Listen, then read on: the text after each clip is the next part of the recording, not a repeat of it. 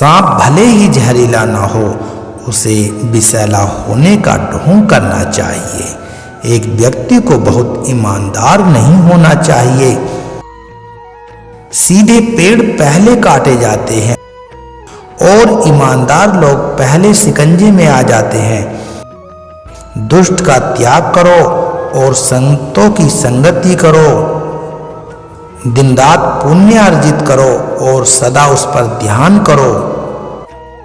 जो शाश्वत है उसकी संगति करो, अस्थायी है उसका त्याग करो।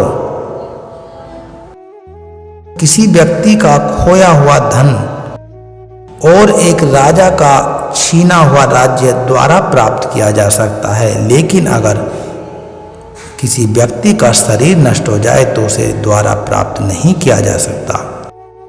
मूर्ख लोगों से कभी वाद विवाद नहीं करना चाहिए, क्योंकि ऐसा करने से हम अपना ही समय नष्ट करते हैं। नौकर को उसके कर्तव्य के निर्वहन में, रिश्तेदारों को कठिनाई में और मित्रता को विपत्ति में और पत्नी को दुर्भाग्य समय में परखा जाता है। जिस व्यक्ति का पुत्र आज्ञाकारी और जिस व्यक्ति की पत्नी उसकी इच्छा के अनुसार व्यवहार करती है, उस व्यक्ति का जीवन धरती पर ही स्वर्ग के समान होता है।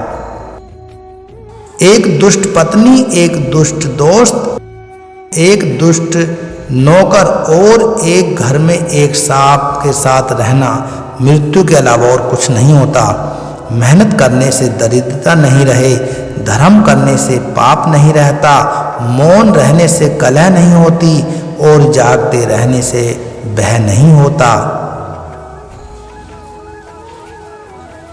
संतुलित मन के समान कोई तपस्या नहीं होती, असंतोष के समान कोई सुख नहीं होता, लोग जैसा कोई रूप नहीं होता, देह जैसा कोई काल नहीं होता।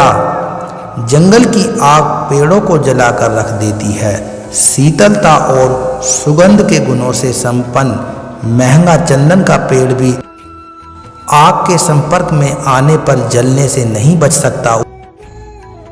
उसी प्रकार दुष्ट संगति में अच्छा व्यक्ति नहीं बच सकता। जो अपने लक्ष्य का निर्धारण नहीं कर सकता,